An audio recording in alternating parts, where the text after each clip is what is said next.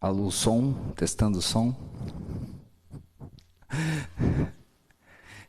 Olá, a Ana riu. Ela ficou falando, paz do Senhor, irmãos. A Ana ficou falando que eu ia falar alô, som, testando som. Ai, ai. Na realidade, ontem ela falou que eu ia falar paz, podem sentar. Mas daí hoje ela veio com essa história do som, testando som. Tudo bem com vocês, irmãos? Que a graça de Jesus esteja sobre nós, amém?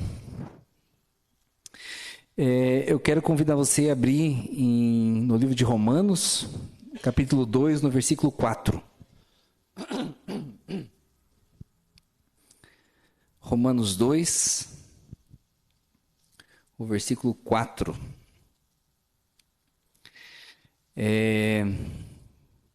Nós temos ouvido nesses dias muitas pregações, muitos louvores, muitas ministrações sobre a bondade de Deus. Você tem percebido? Amém? E hoje eu quero falar sobre a bondade de Deus. Amém? Eu estava... Parece que a gente fala tanto um tema, né? Mas sobre a graça de Deus, sobre a bondade de Deus, eu acredito que nunca é muito. Até porque Romanos 10, 17 diz que a fé vem pelo ouvir a boa nova, a boa notícia, o evangelho. E o evangelho, a boa notícia, vem pela palavra de Cristo.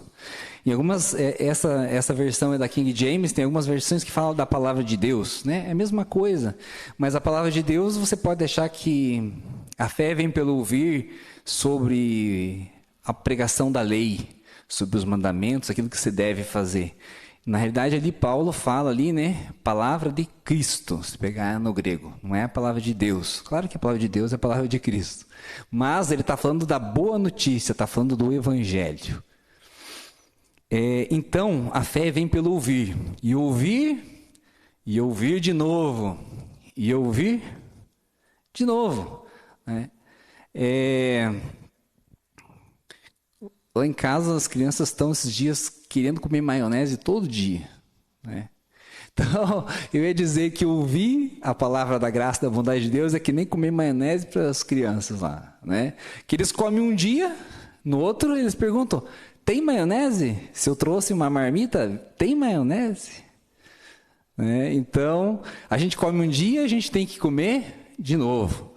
E ouvir a palavra, a boa nova do evangelho, a gente ouve um dia e tem que ouvir de novo. Eles não ficam contentes, mas você comeu ontem maionese, o que você quer comer hoje? Irmão, você comeu churrasco o mês passado, esse mês não precisa. Você já comeu o mês passado, lembre daquele gostinho. Né? Então nós precisamos ouvir a pregação da palavra da graça de Deus e ouvir de novo. Porque a fé vem por essa repetição de você ouvir e ouvir e ouvir e ouvir de novo. Amém? Romanos 2, versículo 4, diz o seguinte... Ou desprezas a riqueza da sua bondade, tolerância e longanimidade, ignorando que a bondade de Deus é que te conduz ao arrependimento. Outra versão diz, né, que a imensa riqueza da sua bondade.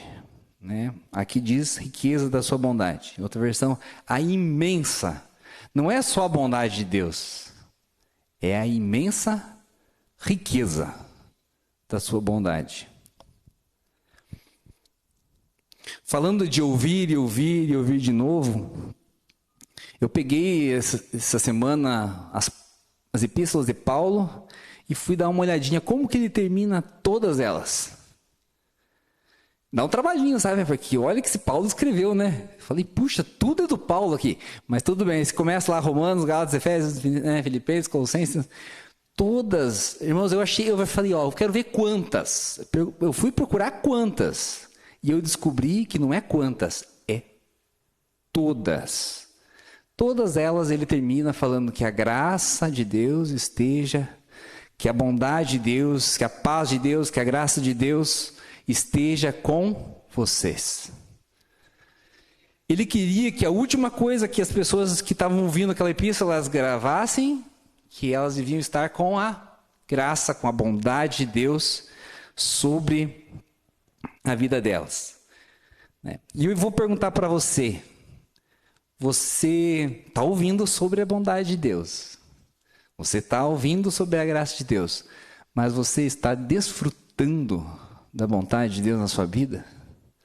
Você está desfrutando disso mesmo, da bondade, da graça de Deus em você?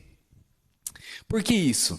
Porque nós vivemos numa sociedade, obrigado irmão, nós vivemos numa sociedade que tem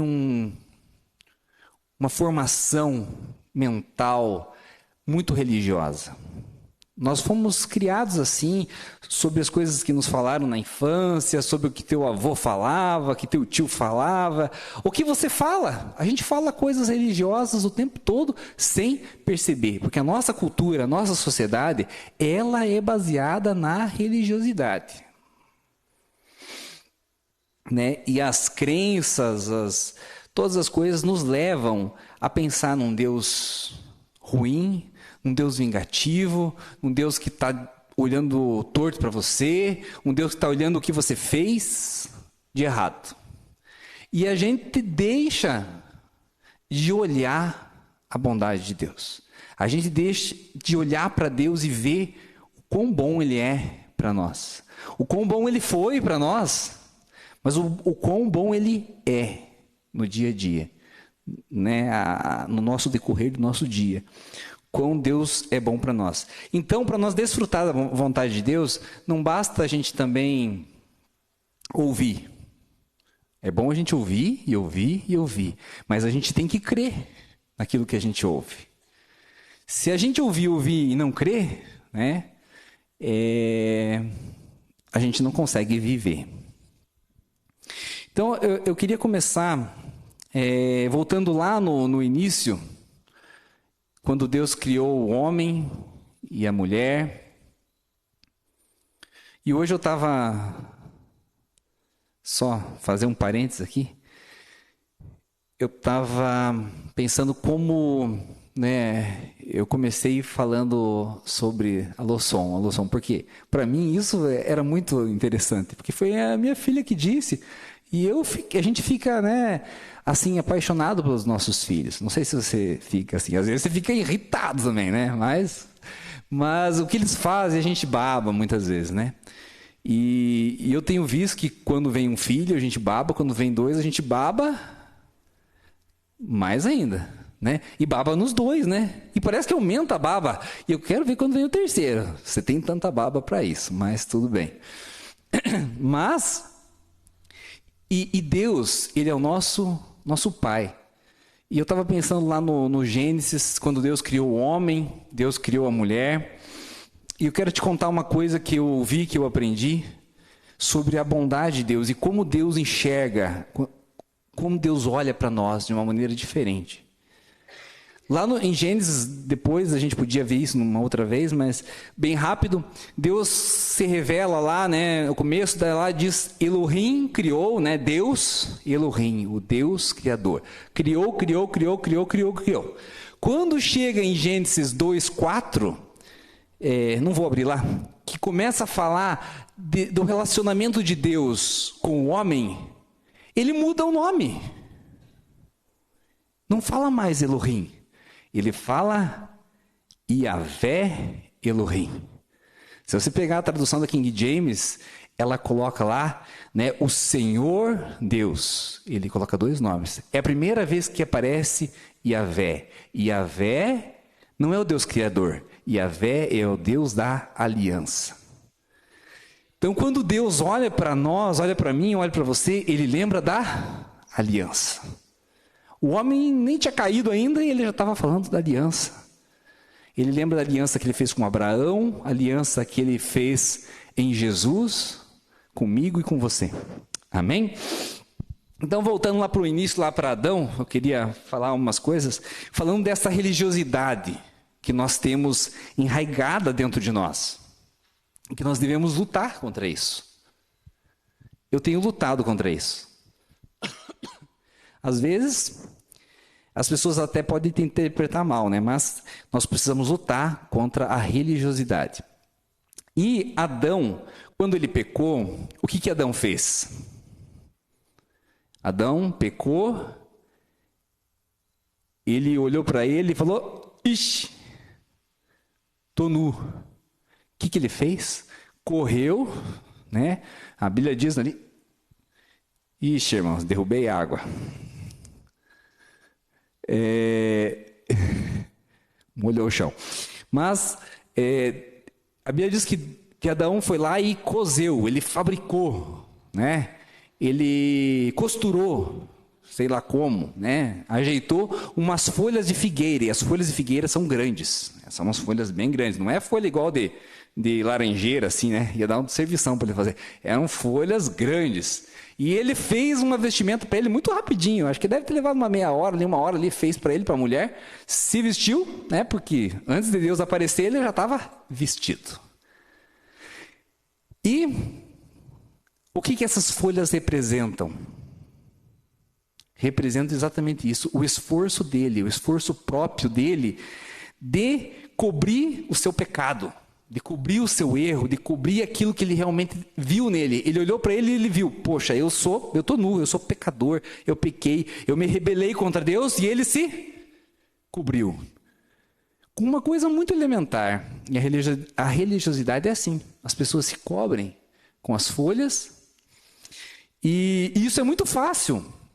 Isso não é difícil. Você não precisa vir na igreja para aprender a fazer isso. Você não precisa nada. Todas as religiões fazem isso. Você vai lá no islamismo, eles se cobrem. Você vai no budismo, eles se cobrem. Você vai no islamismo, no hinduísmo, você vai em todo lugar, eles se cobrem com as folhas. Mas e daí? Isso é natural, é do ser humano. Estava impregnado. Ninguém falou para Adão que ele estava nu, que ele tinha que fazer folhas. Ele foi lá e fez, né? Está impregnado no nosso íntimo, né? Mas Deus foi lá. O que Deus fez depois disso? Deus fez para eles vestimentas de pele. Eu perdi um tempão ontem pesquisando vestimenta de pele. E eu descobri que tem uma jaqueta de couro de carneiro muito legal, né? E eu fui estudar qual que é a durabilidade de uma coisa de couro, de pele. Gente, dura muito, pode durar décadas, quase 100 anos aquilo lá. E eu falei, nossa, será que Deus criou uma vestimenta para eles e eles ficaram a vida toda com a vestimenta? Porque, imagine, foi Deus que fez, não foi qualquer costureiro, não. Foi Deus que fez. E vestimenta de pele, de couro. E eu fui olhar lá na Bíblia, dar uma fuçada na Bíblia, que eu gosto de fuçar as coisas, e eu vi que não está escrito que Deus fez uma vestimenta. Sabe o que está escrito? Que Deus fez vestimenta. Está no plural. Deus fez uma vestimenta, acho que para quando tiver muito calor, uma vestimenta para o frio, né? As mulheres gostam de várias coisas, talvez, né? Não está escrito na Bíblia, irmãos. Né? Mas a Bíblia diz que Deus fez vestimentas, está no plural. Olhei lá no original para ver se não estava falando besteira. Está no plural, fez vestimentas. Como Deus se importa? Você imagina lá, Deus criou tudo para o Adão, lá no Jardim do Éden, está tudo perfeito, colocou lá a árvore da vida. E ele vai lá e come da árvore do conhecimento do bem e do mal. Deus vai lá, mas que coisa esse cara, o que Deus faz? Deus não faz isso, Deus vai lá. Claro que eles vão ter que colher o que eles plantaram ali, infelizmente. Hoje você e eu estamos nessa, colhendo, né, esse resultado, mas Deus foi lá, olhou para eles com aquela justiça própria e falou, não, eu vou fazer. E o que aconteceu? Para Deus construir, Deus fazer as vestimentas de couro, o que ele teve que fazer? Teve que matar um animal. Ali eu falei cordeiro, não fala, né, que é cordeiro, mas eu creio que era um cordeiro, porque isso já apontava para o sacrifício de Jesus. Isso aponta o sacrifício de Jesus. Então, eles tentaram se cobrir com a sua justiça própria. Deus foi lá, sacrificou um cordeiro, pegou a pele, o sangue do cordeiro foi derramado para que eles pudessem ser cobertos. Então, o homem tenta se cobrir com a sua justiça própria, com aquilo que ele faz, com as suas mãos, com o seu esforço, com a sua inteligência. Ele falou, nossa, como eu sou inteligente, eu vou fazer uma roupa para mim. Mas Deus não. Deus foi lá e fez uma roupa, e um animal precisou morrer para que ele fosse coberto. Então, e isso é difícil. Isso é difícil de entender. Isso não é fácil, não é natural. A gente conseguir aceitar, entender que para nós termos justiça em nós precisamos do sacrifício, precisa ter um derramamento de sangue. Jesus precisou morrer para que você fosse justificado. A sua justiça, Deus olhou para as tuas folhas e falou, isso daí não serve para nada. Vamos fazer uma vestimenta adequada. Amém? Então, é muito fácil. Às vezes a gente fala assim, poxa, falar da bondade de Deus, falar da graça de Deus. A gente precisa falar muito disso. Porque isso é difícil da gente entender. Isso é difícil do ser humano aceitar. Eu fico às vezes pensando como pode, no mundo globalizado, com tanta informação, você vê tantas pessoas se convertendo ao islamismo. É islamismo.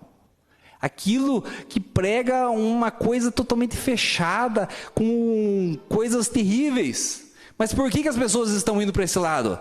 Porque elas querem fazer alguma coisa para merecer.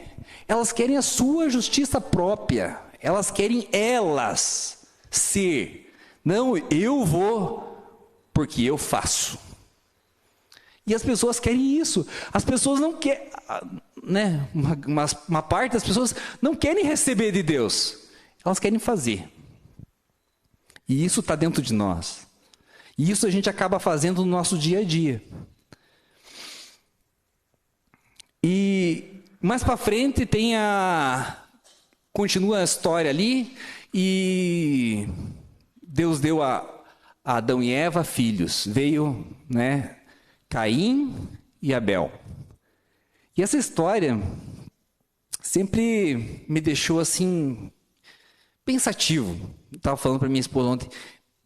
Eu fui um adolescente muito crítico, né? O que eu lia na Bíblia eu falava, deixa eu ver isso.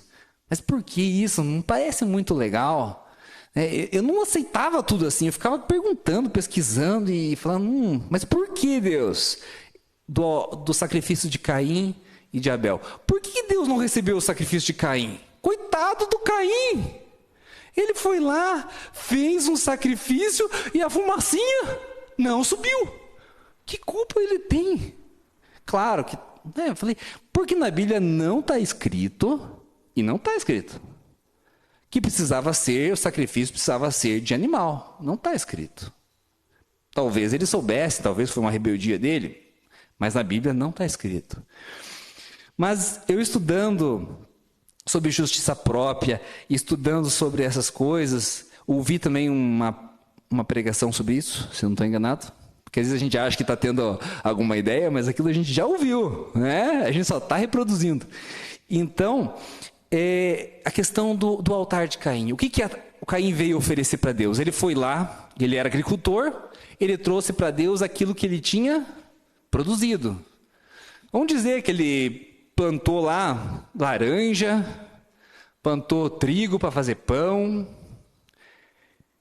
E eu fico imaginando o sacrifício do Caim. Ele pegou o melhor do trigo, aquele trigo bonito, aquelas folhas lá, aquelas espigas perfeitas, trouxe no altar. Pegou aquela laranja aqui, falou, puxa, essa laranja está suculenta, eu vou sacrificar para Deus. Daí ele olha para o altar e fala assim, puxa Deus, quanta coisa boa eu estou oferecendo para o Senhor, hein? Eu trabalhei muito, aqui tem muito suor. Quando você olha para o altar de Caim, você vê o esforço dele, de trabalhar na terra, de colocar tudo aquilo que ele fez. Imagine, né? Uma terra dura, sem adubo. Ele foi lá e plantou e ofereceu para Deus. Ele olhou para aquilo e tinha tudo aquilo que ele se esforçou, o seu esforço ali. E o altar de Caim, não tinha, o de Abel, não tinha o esforço dele? Abel era pastor de ovelhas. Ele trouxe uma ovelha. É normal, um trouxe o que plantou, né? Outro trouxe o que ele cuidava. Mas imagine agora o altar de Abel. Como que era? O altar de Caim era muito bonito. Ele olhava para aquilo e se orgulhava, falava: puxa vida, como eu estou fazendo coisas boas para Deus. Agora o altar de Abel, ele trouxe um animal e ele, para oferecer o animal, o que ele tem que fazer? Tem que sacrificar. Então o altar de Abel tinha sangue, tinha um animal mal morto que ele não deve ter ficado feliz de fazer aquilo. Então, o que Abel estava olhando ali? Estava olhando que não era ele que estava sacrificando ali. Quem sacrificou ali? Foi o cordeiro. Ele cuidou do cordeiro, mas quem morreu ali? Quem derramou o sangue? Foi o cordeiro. Então, o sacrifício não era de Abel. O sacrifício era do cordeiro. Abel estava oferecendo o sacrifício, né? Mas o sacrifício era do cordeiro. Era do que estava ali. Igual Jesus, o sacrifício não é nosso, o sacrifício é de Jesus. Então, quando nós chegamos para Deus com a nossa justiça, a Bíblia diz que a nossa justiça é como trapos, panos sujos de cocô, né? Ou de outra coisa. É pano sujo que não presta para nada, é nojento que, né, você tem que jogar longe. Então, né, a gente muitas vezes quer oferecer para Deus essas coisas. Mas, voltando lá para o Caim, né? O Caim tinha uma oferta bonita. Abel, ele estava ali oferecendo o sacrifício de outro, o sacrifício do cordeiro. Então, o que eu quero falar com isso? Que é muito fácil a gente viver uma vida dependendo daquilo que a gente faz, daquilo que a gente produz, daquilo que a gente acha que a gente é. Você é bom? Muitas vezes a gente acha que a gente é bom. Eu me acho bom. Jesus, cuida de mim, né? Mas às vezes eu até brinco, né? O João tá rindo ali. Porque começa a falar uma coisa, você fala: não, isso não, eu sou perfeito, eu não faço isso. E isso as outras pessoas. Daí ele olha para mim assim: pai, olha o orgulho. Ele fala bem sério: olha o orgulho, pai. Você está ficando orgulhoso. Porque ele acha que eu estou falando sério, né? Daí a gente ri, né? E isso já virou quase que uma piada, né? Mas ele ainda se preocupa, né? Porque criança, sim, é pura, né? Eu faço a mesma brincadeira de novo e ele, né, responde: pai, olha o orgulho. Então, nós achamos que nós somos bons. Você acha que você é tão mal quanto aquele cara assassino que está lá preso? Não, você não acha que você é ruim. Você acha que você é bom. Eu acho que eu sou bom. Eu acho que eu não sou igual a ele. Mas, irmão, infelizmente nós somos maus, né? Graças a Deus, pela misericórdia de Deus, a gente não está naquele caminho, mas no nosso íntimo, e Deus falou umas coisas comigo que não vou falar hoje, outro dia eu posso falar, não preciso esconder nada, mas Deus falou comigo: você é mau, existe maldade aqui dentro do meu coração, e é só a graça de Deus para poder, né, trazer uma oferta boa, é só através de Jesus. Então, o cristianismo, o evangelho, é o altar de Abel, é o cheiro do cordeiro que Deus quer sentir. Deus não quer sentir o cheiro das tuas obras. Deus não quer sentir o cheiro daquilo que você planta. Deus quer sentir o cheiro do cordeiro. E muitas vezes, Deus... Eu vou falar uma coisa aqui, você não me interprete mal. Eu vou me explicar. Deus não quer sentir o cheiro da tua oração.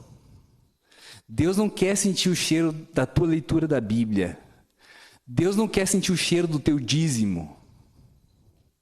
Ai, ai, ai. Deus não quer.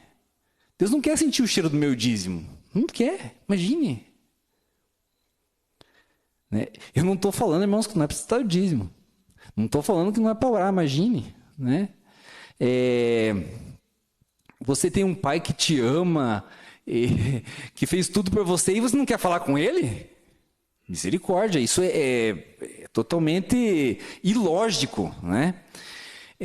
O amor de Deus nos leva a falarmos com Deus. Porque oração, o que é oração? Oração é se ajoelhar no quarto, levantar as mãos? Não, oração é você se comunicar com Deus. Pode ser ajoelhado, sim, é muito bom. É uma maneira, né, bem correta de se fazer, você não fica distraído, né? Tem todas as coisas que são ensinadas. Mas oração é falar com Deus. Você pode orar o dia inteiro, por isso que a Bíblia diz que é para nós orar sem cessar. É para nós falarmos com Deus quando a gente tem um problema, quando a gente está no trânsito, quando a gente está falando com os filhos. Deus, olha que meu filho está, não sei o que fazer. Né? E Deus quer que a gente tenha esse relacionamento com Ele. E Deus quer que você dê o dízimo. Né? Eu acho que só um louco não vai querer dar o dízimo. Até porque, você imagine, um sócio majoritário, ele exige só 10%? Um sócio majoritário? Só 10%, né? Então, o 10% que a gente dá de dízimo não vamos falar de dízimo, a igreja não fala tanto disso. Mas eu creio no meu coração que o cristão pode dar muito mais do que 10%. E eu posso testemunhar para os irmãos que Deus faz coisas incríveis quando a gente faz um propósito com Ele. Eu não ia falar, mas Deus está colocando no meu coração aqui, eu vou falar. Eu, quando comecei a trabalhar, eu tinha um sonho. Porque eu trabalhava na empresa do meu pai, né? Mas o Samuel não está aqui, mas ele sabe como é que meu pai é. Meu pai não faz moleza para os filhos, não. Né? Eu trabalhava lá, eu era pequeno, né? Mas eu sempre fui pequeno querendo ser grande, né? Com 12 anos eu tinha uma moto, eu sempre fiz minhas coisas. E eu tinha o menor salário da empresa do meu pai. E como eu cuidava de muita coisa, eu cuidava do banco já, eu sabia que todo mundo ganhava. E eu sempre fui, assim, muito ligado com valores, né? Sempre sabia, assim, se você ganhar isso, eu gosto de matemática. E eu tinha um menor salário. Daí chegou um final de ano, assim, falou assim, vamos fazer os pedidos para Deus para esse ano e tal. E eu falei, Deus, eu vou fazer um pedido ousado. Não precisa me dar esse ano, porque eu sei que é muito ousado, mas eu vou pedir. E além de outras coisas que eu tinha pedido, namorada, né? Todas aquelas coisas que jovem pede. Eu falei, Deus, eu quero ter o maior salário dessa empresa. Daí eu falei, Deus, se eu pedir isso, como que eu vou ganhar mais que o meu pai, que é dono? Eu falei, Deus, mas eu vou pedir. Né? Deus fala para pedir, eu dou o dízimo, eu sei as promessas de Deus, né? Ele diz para plantar, eu vou pedir.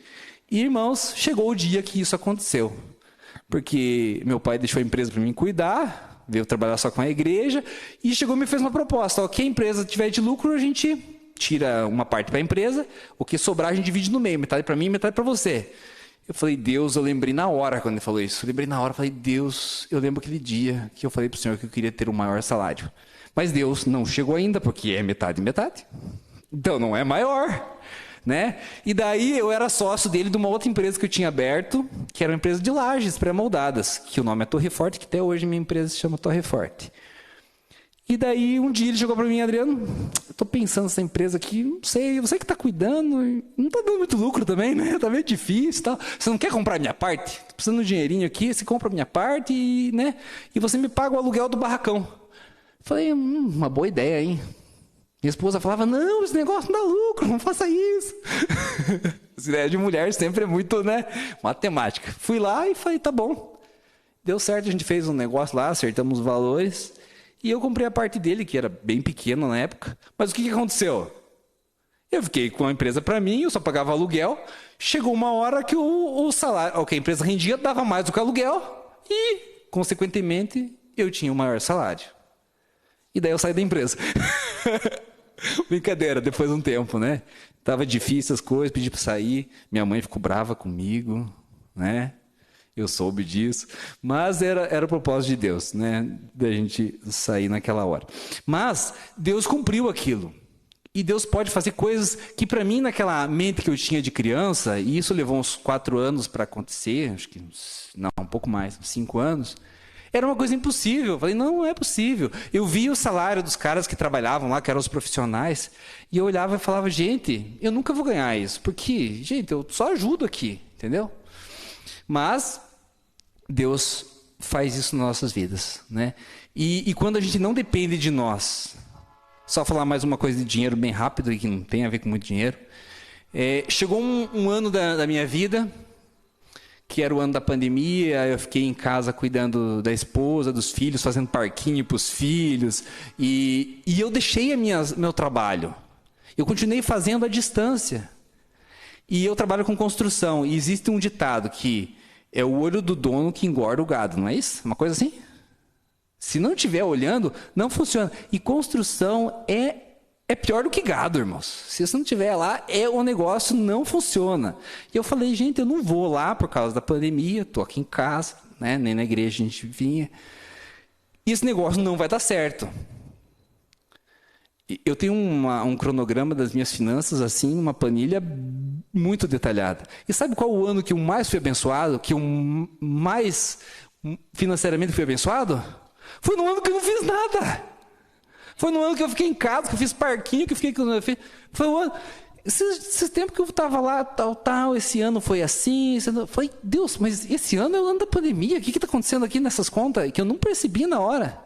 Eu falei, Deus, Ele faz. Porque Ele queria o quê? Que a glória seja dEle. Não é o meu esforço, não era eu lá trabalhando, me esforçando, fazendo as coisas. Era Deus fazendo. Mas vamos voltar aqui para a bondade de Deus. Então, faz mais de 10 anos, eu estava vendo meus estudos lá de pregação. E outras coisas também que aconteceu na minha vida, que marcou. Eu comecei a estudar sobre a bondade de Deus, sobre a graça de Deus sobre mim, sobre a família. Comecei a mudar aquilo que eu cria. E isso mudou a minha vida. Eu hoje, olha a bondade aqui, ó. Eu sou bom. Jesus. Né? Hoje eu sou uma pessoa muito melhor do que eu era 10 anos atrás. Pode perguntar para minha esposa. Eu acho que ela vai falar a verdade, porque as mulheres, né? Eu sou melhor, mas não porque eu me esforço, porque talvez eu ore mais, eu ore menos, não sei, eu não faço cronômetro de oração. Né? Talvez eu leia mais a Bíblia, talvez eu leia menos, mas o que eu fiz? Eu comecei a entregar para Deus. Deus transforma o meu coração. Porque muitas vezes a gente acha que as nossas lutas, que a nossa oração, que é o nosso jejum, né? O jejum tem a ver com matar carne, né? Mas é isso que transforma nós. Mas não é. Sabe o que a Bíblia diz? Que nós somos transformados como? A Bíblia diz que nós somos transformados de glória em glória. Glória tem a ver com você? Glória tem a ver comigo? Não tem. Glória tem a ver com quem? Com Jesus. Nós somos transformados quando a glória de Deus, ela reflete em nós. Quando nós entramos na glória de Deus, quando nós entendemos a glória de Deus, quando nós entendemos a bondade de Deus, quando nós aceitamos viver dessa maneira. Eu posso aceitar viver dessa maneira, ou eu posso dizer, não, eu vou fazer as coisas do meu jeito, eu vou me esforçar, eu vou ser melhor, eu consigo. Né? A gente que escolhe. Êxodo 19:8. Eu quero que você abra lá. Eu acho esse texto muito importante. Êxodo 19:8.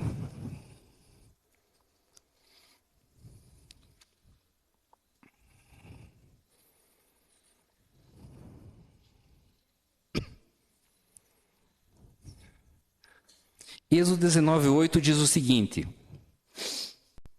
ao que todo o povo respondeu a uma voz: tudo o que o Senhor tem falado, faremos.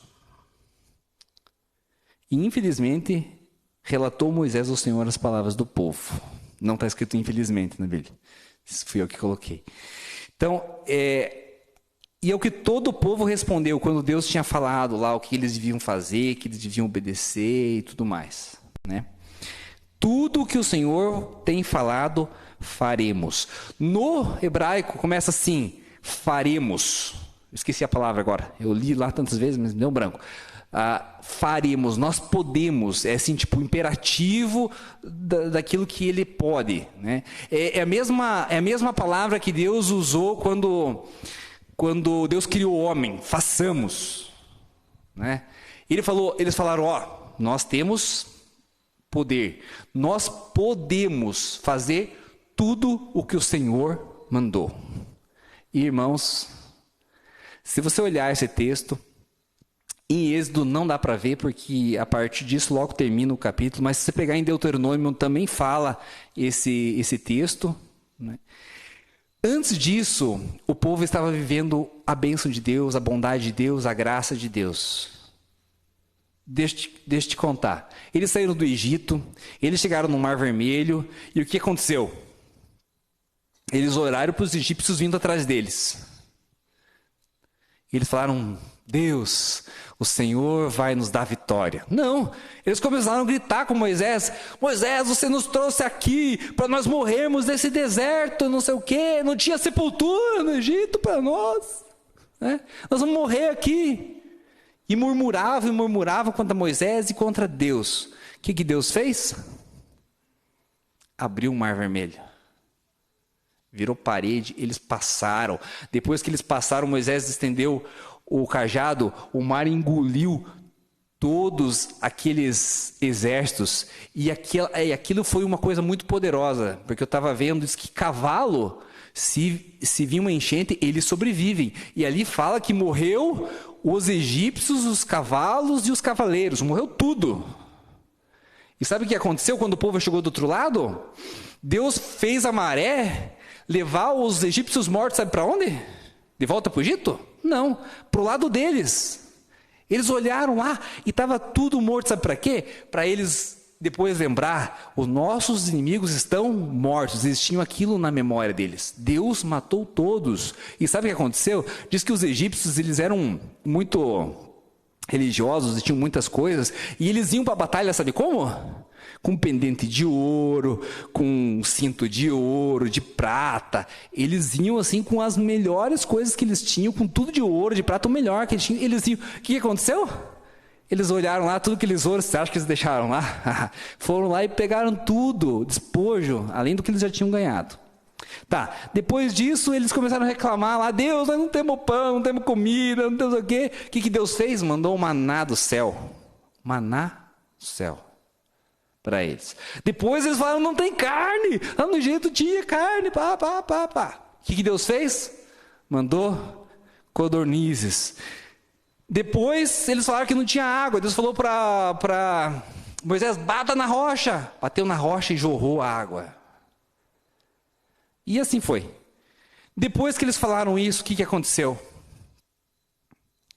Eles murmuraram. Quer dizer, eles fizeram a primeira coisa, eles fizeram o bezerro de ouro. E naquele dia, aconteceu algo muito terrível lá. Né? Deus mandou os levitas tirar a vida de 3.000 homens que tinham feito isso. Imagine isso dentro do próprio povo. Imagine que peso, imagine que tragédia, que coisa, um povo que estava ali unido, que saiu que eram escravos para serem livres. 3.000 morreram naquele dia. Mas, se a gente lembrar de Pentecostes, que ali era o Monte Sião, no Monte Sinai, no Monte Sião, quando veio a graça e o Espírito Santo, o que aconteceu naquele dia? Se converteram 3.000 homens. Então, a lei vem para trazer aquilo que o homem merece. A lei não é ruim. Eu não vou falar para os irmãos, gente, a lei é má, a lei não presta. A lei não, a lei é boa, a lei é justa, a lei é pura. Mas o que a lei é? Eu ouvi isso uma vez e eu vou usar. A lei é como um espelho. Você vai chegar na frente dele, você vai falar assim, não. Eu não estou ficando velho. Não. Não adianta, o espelho é realista. se chega lá e ele conta como você é. A lei é assim, a lei é realista. Né? Então, mas você quer viver debaixo da lei? Eu não. Né? Jesus já veio. Mas então o que esse texto fala? E depois o que acontece? Eles murmuram, eles falam contra Deus, eles se rebelam contra Deus. E o que acontece? Tem um texto que eu acho que figura muito o que é a lei, o que é a vontade humana, o que nós merecemos e o que a gente, se a gente não ficar debaixo da graça, quiser ficar debaixo da lei, o que acontece conosco? O povo estava lá, os filhos de Corá se rebelaram, o que aconteceu? A terra se abriu e engoliu. Então, se nós quiser vivermos pelas nossas forças, como o povo falou, tudo que o Senhor falou, nós vamos fazer, nós podemos, nós temos capacidade. Nós vamos ser engolidos pelo inferno. Vamos ser destruídos. Muitas vezes o povo é destruído porque quer viver, né, na sua força, no seu braço, se gloriando ou, né, achando que a gente pode alguma coisa. E que nem eu comecei falando, não, mas a gente não é assim. Isso está na nossa natureza. Adão fez isso sem ninguém ter ensinado para ele. Não é culpa da igreja tal, da doutrina tal. É no nosso coração. Está lá. Você vai querer se esforçar. Você vai querer merecer. Você vai querer, através da sua justiça própria, fazer as coisas para Deus. Uma outra coisa, quando Jesus estava aqui na terra, ele sempre combateu muito algumas pessoas. Ele ia contra mesmo. Ele ia para cima. Ele pegava pesado. E com quem que era? Com os fariseus, com os publicanos não, com os fariseus, com os saduceus, com os maiorais da lei. Porque eles se achavam. Eles achavam que eles podiam, que eles faziam, que eles mereciam. Mas Jesus era chamado de amigo dos publicanos e pecadores. Como Jesus se sente ao seu lado? Ele se sente seu amigo ou ele, né? Como Jesus se sente ao meu lado? Em Marcos 2,17 diz: os sadios, os sãos, eles não precisam de médico, mas sim os doentes. Jesus ama ficar ao lado do pecador, daquele que sabe que não é nada, daquele que precisa dele. Que a gente possa, né, precisar de Jesus. Um outro texto que eu quero falar bem rapidinho, Lucas 18. Do versículo 18 em diante, fala a história do jovem rico, que em outros textos parece que ele não era tão jovem, mas um texto chama de jovem. E ele era alguém muito importante, talvez um governador, talvez um governante, um ancião, alguém que entendia da lei, alguém muito experimentado. E ele chega para Deus, para Jesus, esse homem, e fala o seguinte, Mateus 18, de 18 a 23... Lucas, quer dizer, desculpe, Lucas 18, tem Mateus também, mas Lucas 18, 18 a 23. Ele fala assim: bom mestre, o que eu farei para herdar a vida eterna? E Jesus responde para ele, não lembro se é nesse texto ou não, ou no de Mateus, ou de Marcos, que são citados nos 3 evangelhos. Jesus fala para ele assim: por que me chamas bom? Bom só um, que é Deus. Eu me perguntava assim, por que Jesus respondeu isso para ele? Não tem nada a ver. Ele chamou Jesus de bom. Jesus não é bom? Jesus é bom. Jesus não sabia que ele era bom? Jesus sabia que ele era bom. Jesus não sabia que ele era o Filho de Deus? Que ele era um com o Pai? Ele falou isso diversas vezes. Ele sabia. Ele tinha plena consciência que ele era bom, que ele era santo, que ele não era pecador. Mas por que ele falou isso para o homem? Por que ele respondeu isso? Porque muitas vezes a gente fala para os outros aquilo que a gente acha de nós mesmos. Ele falou assim, puxa, eu sou bom. Eu sou um mestre também, né? Ele fala o texto. Eu sou bom. Ele olhou para Jesus, mas Jesus também é bom, vou chamar ele de bom. Ele é bom. Ele chegou assim, bom mestre, mas pensando nele.